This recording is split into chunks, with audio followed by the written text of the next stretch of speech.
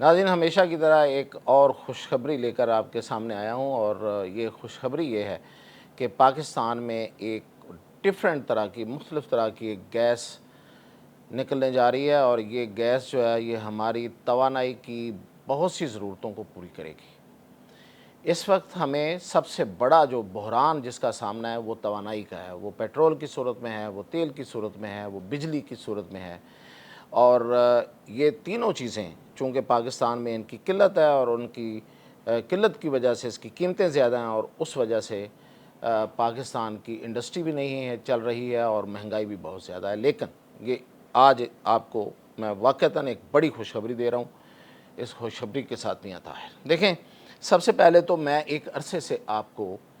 پاکستان میں زیر زمین جو معدنی دولت ہے اس کے بارے میں بتاتا آ رہا ہوں ساتھ ساتھ۔ ظاہر ہے کہ جب آپ یہ خبریں سنتے ہیں اور آپ کو یقیناً خوشی ہوتی ہے، لیکن پھر کچھ عرصے بعد مایوسی بھی ہوتی ہے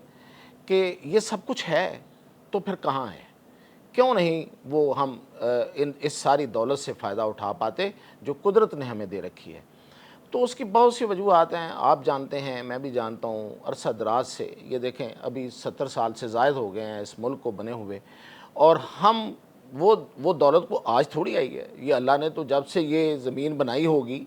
اور اس پہ پاکستان تو بعد میں بنا ہے، تو اس وقت سے یہ ساری دولت ہمارے یہ زیر زمین موجود ہے۔ اب ہم اس کو نہیں نکال پائے، اور اس کا پتہ بھی بہت پہلے سے ہے۔ اس دولت کا موجود ہونے کی جو انفارمیشن ہے، جو اطلاعات ہیں، بلکہ اب تو کنفرمیشن ہے، وہ بھی بہت پہلے سے ہے۔ تو اگر ہم اس سے فائدہ نہیں اٹھا سکے، ہم اس کو نہیں نکال سکے، تو ظاہر ہے کہ اس میں ہمارا اپنا قصور ہے، ہمارا قصور ہے، ہمارے حکمرانوں کا قصور ہے۔ لیکن ظاہر ہے کہ اللہ کی قدرت ہے، اللہ کی دی ہوئی دولت ہے، وہ کتنی دیر ہی چھپائی جا سکتی ہے۔ ہماری سستیوں کے باوجود کہیں نہ کہیں سے اچھی خبریں آئی جاتی ہیں۔ میں آپ کو گزشتہ ایک سال سے بھی یہ بتا رہا ہوں کہ پاکستان میں تیل اور گیس جو ہے اس کے ذخائر آہستہ آہستہ ڈسکور ہو رہے ہیں، اور اس میں بیرون ملک کی جو کمپنیاں ہیں، وہ بڑی کمپنیاں جو ہیں، پوری دنیا کی جو بڑی کمپنیاں ہیں، وہ انٹرسٹڈ ہیں، وہ دلچسپی رکھتی ہیں، وہ آ کے انویسٹمنٹ کرنا چاہتی ہیں۔ کچھ نے انویسٹمنٹ کی بھی ہے، امریکی کمپنیوں نے، ترک کمپنیوں نے آ کے اس میں، پولینڈ کی کمپنیوں نے اس پہ انویسٹمنٹ کی بھی ہے، لیکن وہ ابتدائی انویسٹمنٹ ہے۔ ظاہر ہے کہ انہیں امن و امان کی صورتحال بہتر ملے گی، انہیں حکومت کی طرف سے ماحول ایسا ملے گا تو وہ اس پہ کام تیزی سے شروع ہو جائے گا۔ تو اس وقت جو میں آپ کو خبر دینے جا رہا ہوں وہ یہ ہے کہ میں آپ کو پہلے تو یہ بتا دوں کہ پاکستان میں گیس کی جو ضرورت ہے وہ کتنی ہے۔ پاکستان میں جو گیس کی ضرورت ہے ہمیں، یعنی کہ اس میں گھریلو گیس اور ہماری ساری جو کمرشل ہم انڈسٹری میں استعمال کرتے ہیں وہ، اور پھر مطلب وہ انڈسٹریل اور کمرشل تینوں قسم کی جو ضرورتیں ہیں ان کو ملا کے ہماری جو ضرورت ہے وہ ہے 4000 MMCFD، یعنی کہ یہ آپ لگائیے 40 لاکھ مکعب، اسے کہتے ہیں مکعب فٹ، اتنی گیس کی ہمیں ضرورت ہے۔ لیکن خبر یہ ہے کہ پاکستان میں اب شیل گیس کے بڑے ذخائر جو ہیں وہ دریافت ہوئے ہیں۔ اب یہ شیل گیس کیا ہے؟ پہلے ہم سوئی گیس کا نام سنا ہوا ہے آپ نے، اور اس کا ہم نے نام ہی سوئی گیس رکھ دیا تھا، اور ہمارے گھروں میں جو گیس آتی تھی وہ سوئی گیس تھی۔ تو وہ بلوچستان کا ایک علاقہ سوئی، وہاں سے نکلنے والی وہ گیس تھی، اور وہ قدرتی گیس بڑے آرام سے جو زمین میں بڑی آسانی سے نکل سکتی ہے، یہ اس گیس کا نام۔ تو وہ ہمیں ملی، لیکن ہم نے اس کو ضائع کر دیا، اڑا دیا۔ ہمارے گھروں میں کبھی چولہے بند نہیں ہوتے تھے، ہیٹر بند نہیں ہوتے تھے، کبھی رواج ہی نہیں تھا کہ چولہا بند کر دیا جائے، کیونکہ اتنی وافر گیس تھی، بل بھی ہمیں کم آتے تھے، ہمیں بھی کوئی پرواہ نہیں تھی۔ اور پھر ایک وقت ایسا آیا کہ گاڑیوں میں گیس بھر کے ہم نے سلنڈر اور گاڑیاں چلا کے پوری پھونک پھانک دی ساری گیس۔ اب گیس ہماری اپنی بہت کم رہ گئی ہے۔ لیکن یہ گیس جو ہے اس کے ذخائر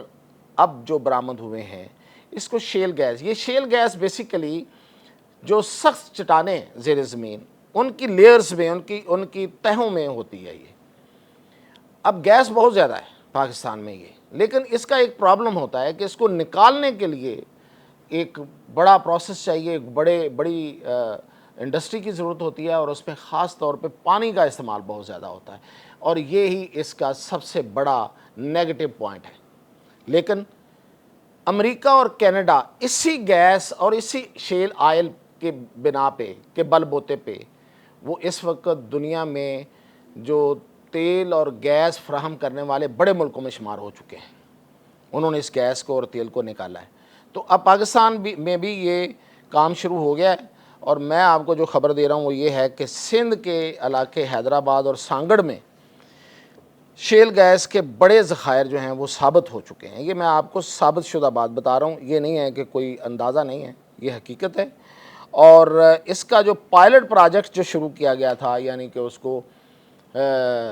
نکالنے کا اور پھر یہ کہ کتنی گیس ہے اس کی میئرمنٹ کا، اس کا جائزہ لینے کا، وہ کامیاب ہو گیا۔ اب وہ جو پائلٹ پروجیکٹ ہے اس کے مطابق پاکستان میں اس کے ان علاقوں میں، اس پورے پاکستان کی بات نہیں کر رہا، ان علاقوں میں 7.5 ٹریلین کیوبک فٹ گیس جو ہے وہ موجود ہے۔ اب میں آپ کو بتا رہا ہوں کہ 40 لاکھ کیوبک فٹ ہماری ضرورت ہے، یہ ویسے روزانہ کی ضرورت ہے، لیکن اگر آپ سالانہ بھی اس کو لے کے جائیں، اس کی جمع تفریق کریں، تو یہ جو میں نے آپ کو بتایا نا 7.5 ٹریلین کیوبک فٹ، تو اس سے کہیں زیادہ، اور یہ صرف میں آپ کو اس ایریا کی بات بتا رہا ہوں، حیدرآباد اور سانگڑ کی۔ اس میں اب دو کنویں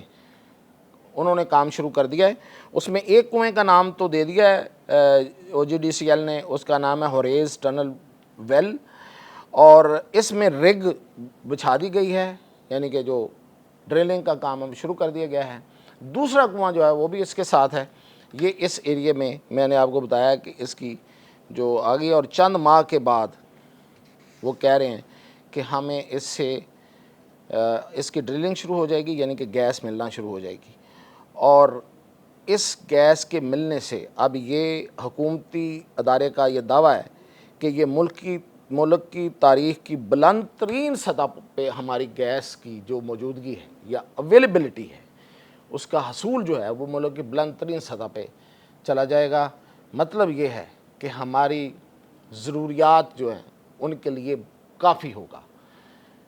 اللہ کرے کہ یہ منصوبہ جو ہے یہ کامیابی سے آگے بڑھے، اور ہمیں ہمت اور حوصلہ دے، طاقت دے کہ ہم مزید اور جو پاکستان کے جو زیر زمین جو دولت ہے، معدنی دولت ہے، اس کو نکال سکیں اور اس سے فائدہ اٹھا سکیں۔ اجازت